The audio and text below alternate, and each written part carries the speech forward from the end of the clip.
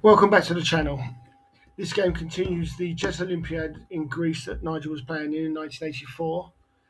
This is the fifth round game against the powerful Russian side, and Nigel was up against the very powerful Grandmaster Artur Yusupov, who was a Russian but later migrated to Germany. But he played for Russia and was an extremely strong player, as the rating would suggest. The game started as a raw López.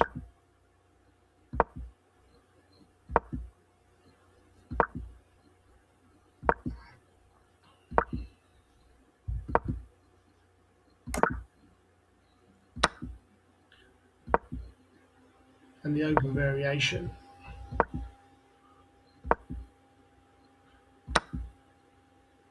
White's regained the pawn, and it's just a fight for the centre. Normal development moves.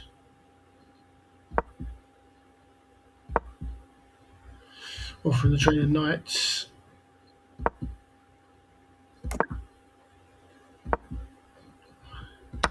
And the knights are traded. The knight to a5, hitting the bishop on b3, and also with an eye on going to knight to c4.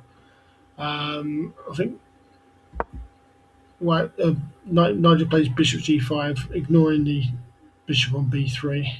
He can take back with the a pawn, and offering a trade of the black square bishops.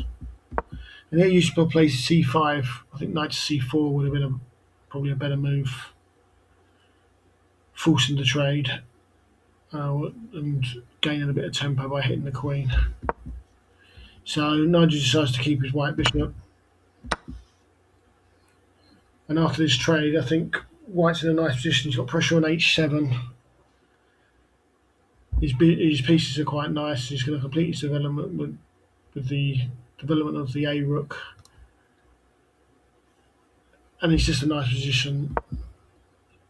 So black blocks the attack on h7. And Nigel hits it again. And that attacks the queen, which goes to a slightly passive square. I think queen to e2 would have been a better move. Obviously, he's got to keep an eye on the bishop, but queen to c1 looks a bit passive. And bishop to e4, this is a good move, just to get some space in the centre and force the trade of the bishops. And the idea is once the e-pawn's been taken, black can recapture the e-pawn on e5 because it's now hit twice and can only be defended once. This is quite a nice internet, so threatening h7, which black blocks, and then f4 actually defends the e-pawn, but does allow black to infiltrate into the second rank. And after the queen trade, black's doing fine here. He's managed to, even though he's a pawn down, he's got quite a lot of counterplay. Now he's doubled the rooks.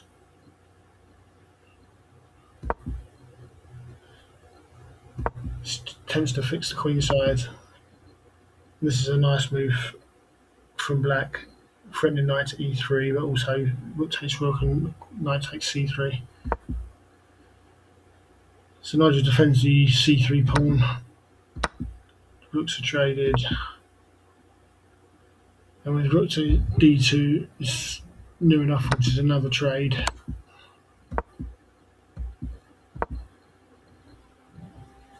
And the position looks quite drawn, even though white's a pawn up, it's going to be very difficult to win the game. But rook to c1's a slight mistake,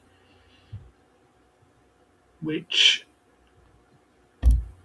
gives white an advantage, which he doesn't take. I mean, black should be playing something like c takes b3, and after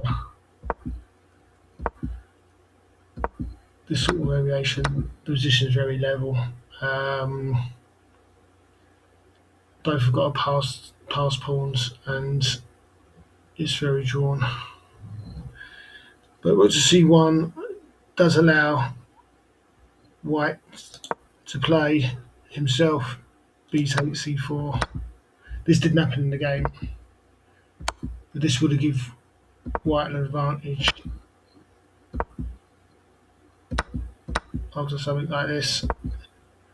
And now white has got a lot of pressure and is clearly better. He's given up the extra pawn, but his king is far more active than the black king, and his pawns are far more advanced and look very dangerous.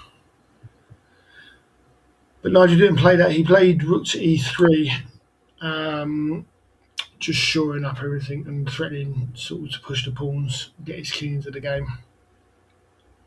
But again, yeah, taking the pawn.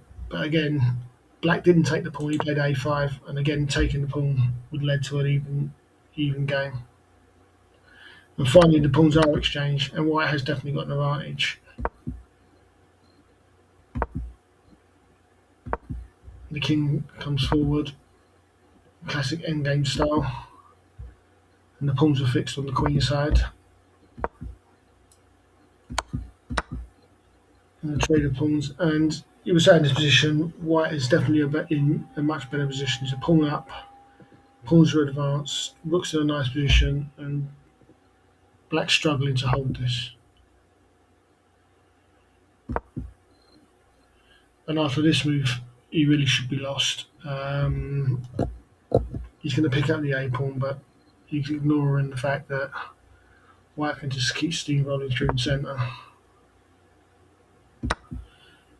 So he duly picks the a pawn up. And then Nigel plays rook to g8, which looks a decent move, but I think f6 might have been a good move in this position. Forcing the king back, and then grabs the c pawn. And the black king is looking quite sad, and white's got all the pressure and can control the a pawn quite comfortably, and is clearly winning in this position. But Nigel opted for rook to g8, obviously to get his rook around behind the passed a pawn.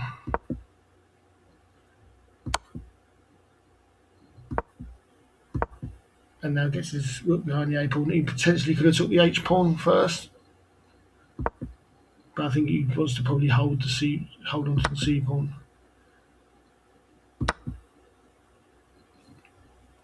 And in this position, white is clearly winning. He's now still a pawn up. The f pawn looks very dangerous, and the relative king positions is the major factor in the position.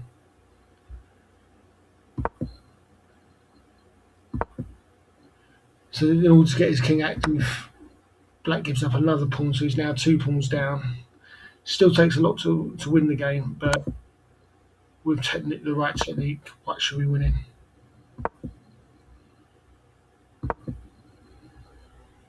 Nigel opts to give up one of the pawns in order to keep the c pawn. According to the edges, he's still winning after taking the f pawn.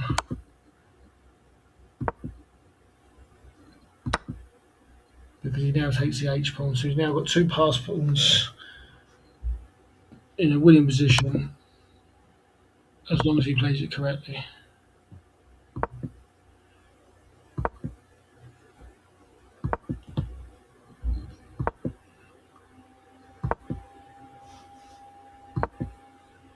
Trying to cut the king off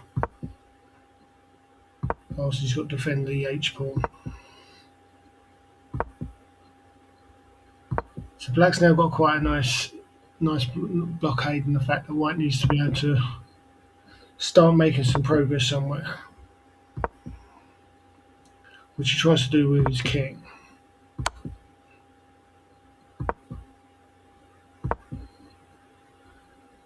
So now he's trying to free the rook in order not to have to defend the h pawn. It's unclear how white's going to move forward, although it is winning. So the king's going to come right the way forward.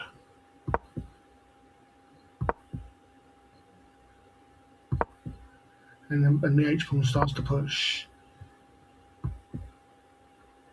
And here is the critical moment of the game. There's one winning move and one drawing move, and Nigel plays, unfortunately, picks the drawing move. It's normally a good idea to get the rook behind the passed pawn, but in this example, it's not the right way. The right way should be rook to f7 and keep the rook active and not allow the king to get across. Of course, obviously, you can't play rook to h4 because of rook c4. Then king to d3, king to g5. And white's eventually going to start pushing the pawns because you've now got the king on the wrong side and can just coax the h pawn forward. But rook to h3 doesn't do that. It actually draws, and it's because the king can get to f5, and now white finds it very difficult to get his king out.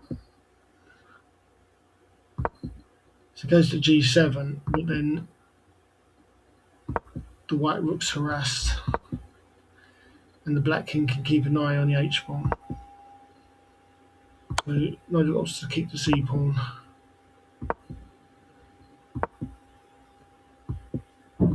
And king to g5 is the drawing move, because if something like h6, king to f6 is important, obviously, because that's threatening mate, and king to g6, and eventually black will pick up the h pawn, and this is a rook and pawn ending. It's a draw.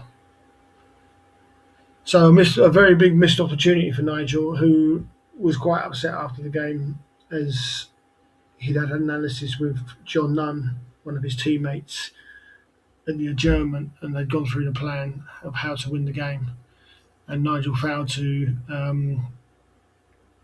follow the analysis correctly, and England actually lost the game as well, which was even worse. So, but a very good game against a strong GM. I'll be back with the last game I'll be covering from the Olympiad in the next game. Please like and subscribe if you enjoy the game, and leave any comments or any suggestions. Any help would be much appreciated. Bye for now. Cheers.